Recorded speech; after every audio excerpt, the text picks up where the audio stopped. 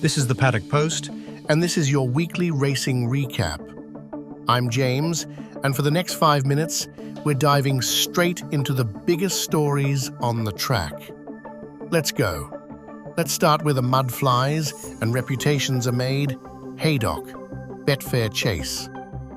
The Betfair Chase is not just another Grade 1. It's one of those races that tells you who might be turning up at Cheltenham in March with a real say in the Gold Cup.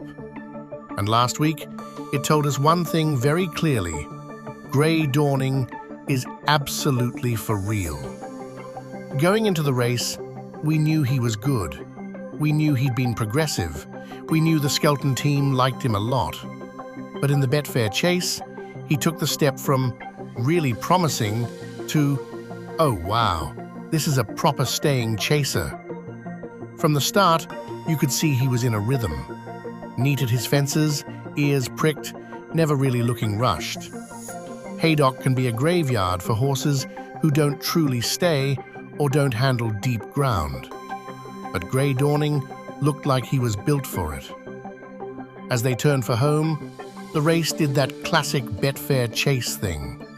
The early enthusiasm drained out of a couple, a few others hit the wall, and Grey Dawning just kept rolling. No panic, no drama, just a relentless, professional performance. By the line, he wasn't just winning, he was dominating. And that matters, because winners of this race don't disappear. They tend to reappear in March, in that big, shiny blue ribbon we all circle on the calendar, the Gold Cup. So the first big note from last week: Grey Dawning didn't just win a big pot. He announced himself as a genuine staying star. But last week wasn't just the Grey Dawning show. The undercard did a lot of heavy lifting. Let's talk about 3 names that kept popping up in conversations: Lossiemouth, the Jukebox Man, Feet of a Dancer. First up, Lossiemouth. You know that feeling when a good horse wins and you think, they've done that in second gear? That was Lossiemouth. She moved through her race like she was on cruise control, traveling, jumping, and then just going away when asked. These are the performances that don't go viral because there's no wild photo finish and no giant upset. But they matter because they say, yes, the hype was real. Yes, I've trained on. And yes, you should absolutely keep me in your festival notebooks. Then we had the Jukebox Man. Different type of story here. A grittier, more emotional win, especially with Harry Redknapp involved on the ownership side. The horse did exactly what Connections had been hoping he would one day do. Put it all together, dig in, and hit the line like a proper staying jumper. You could almost hear the "that's what we always thought he was" in the post-race reactions. And finally, over in Ireland, Feet of a Dancer at Punchestown. This was one of those local performances that make you take a second look at the replay. Maybe not a global headline yet, but the kind of run that says, on this track, on this ground, in this division, I'm a serious horse. So if Grey Dawning was the main poster boy, Lossiemouth, the Jukebox Man, and Feet of a Dancer with a supporting cast that made last week feel full rather than just one big race and the rest.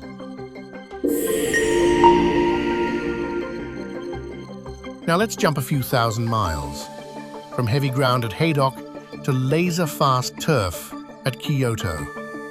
The race, Mile Championship. This is not just any Group 1, it's one of Japan's signature mile races, part of their big autumn series.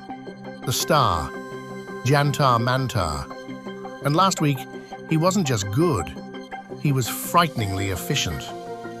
The Mile Championship can be a messy race, lots of pace, lots of traffic, angles, gaps, split-second decisions.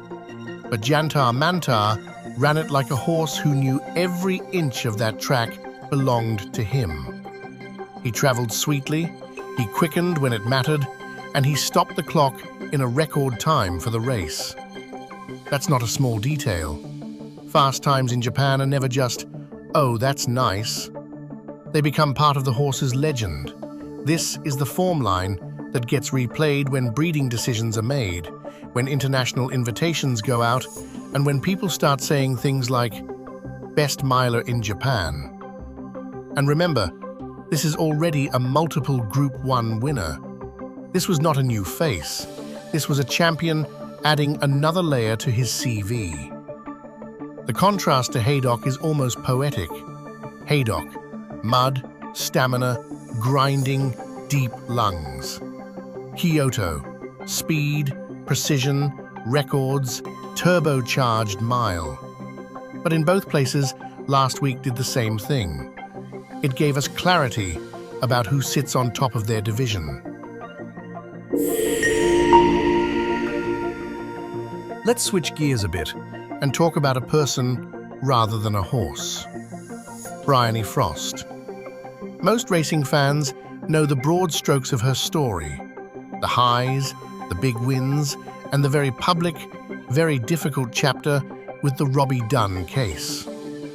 But last week reminded us that her career didn't end there. It just moved. Bryony is now based in France. Different country, different culture, different rhythm of racing. It's not an easy recalibration. New language, new tracks, new people to impress.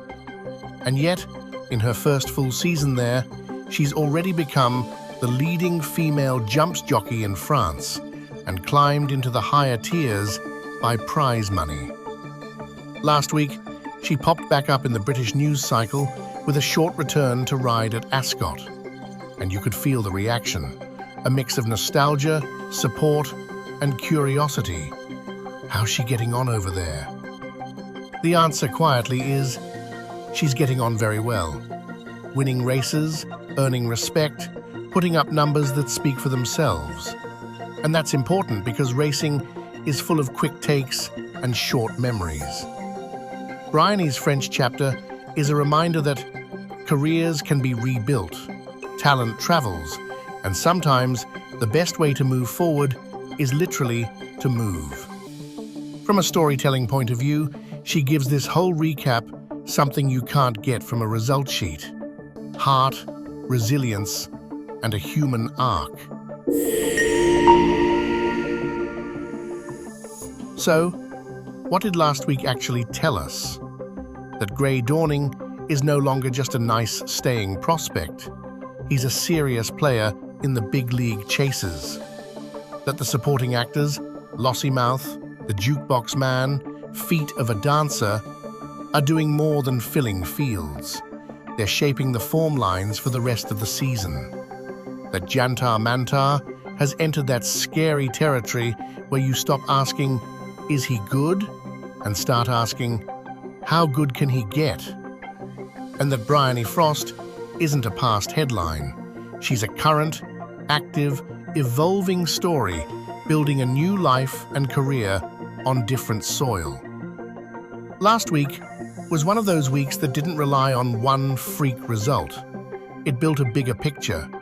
Staying stars, mile machines, supporting cast, and human comebacks. I'm James. This was your weekly racing recap here on the Paddock Post. If you also care about what all of this means for prize money, owners, breeding, and the sales ring, we've got a separate money and business breakdown for the same week. But from the sporting side, that's the story of last week in racing.